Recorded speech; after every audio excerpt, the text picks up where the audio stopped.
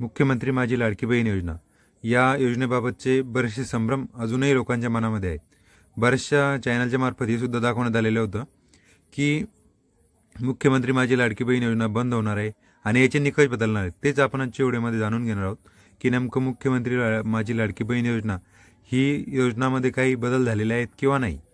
चला तर मग आजच्या व्हिडिओला सुरुवात करूया।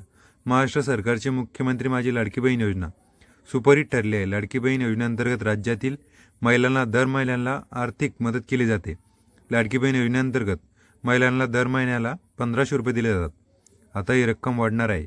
विधानसभा निवडणुकीत जर महायुती सरकारचा विजय झाला तर महिलांना 2100 रुपये देण्यात येणार असल्याची घोषणा महायुतीद्वारे करण्यात आलेली होती आणि त्यांनी निवडणुकीत महायुती सरकारचा विजय झाला या विजयाचे सर्वात जास्त श्रेय हे जाते लाडकी बहीण योजनेला दिले गेलेले आहे। एकीकडे सरकार महिलांना 2100 रुपये देणार असल्याचे सांगत आहे, तर दुसरीकडे लाडकी बहीण योजनेचे निकष बदलणार असल्याचे सांगितले जात आहेत।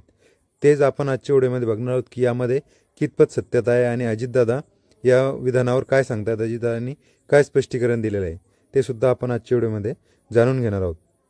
अजितदादांना याविषयी सांगितले असता अजितदादांनी असे सरळ सांगितलेले आहे की लाडकी बहीण योजना ही एका कुटुंबातील फक्त 2 महिलांना लाडकी बहीण योजनेचे पैसे दिले जाणार असल्याची चर्चा सध्या रंगत आहे। तसेच सर्व महिलांना या योजनेचा लाभ मिळणार नाही अशी चर्चा सुद्धा सुरू आहे। त्यामुळे लाडकी बहीण योजनेचा पुढचा हप्ता मिळणार की नाही याबाबत संभ्रम निर्माण झालेला आहे। याबाबत अजित पवारांनी माहिती दिलेली आहे की लाडकी बहीण योजनेचे जे क्रायटेरिया आहे, जो निकष आहे तो बदलणार आहे किंवा नाही ते सुद्धा यांनी स्पष्ट केलेलं आहे। ज्येष्ठ कार्यकर्ते बाबा आढाव यांनी आत्मक्लेश आंदोलन केले होते, तेव्हा अजित पवार त्यांना भेटायला गेले होते।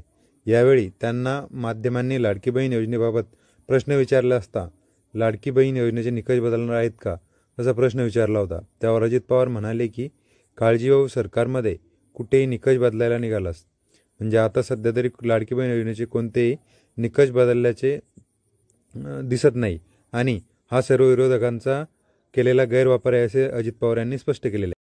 त्यामुळे माझी लाडकी बहीण योजनेचे 2100 रुपये डेफिनेटली प्रत्येक महिलांच्या खात्यामध्ये जमा होणार आहे असे त्यांनी आश्वासन यावेळी दिलेले आहे।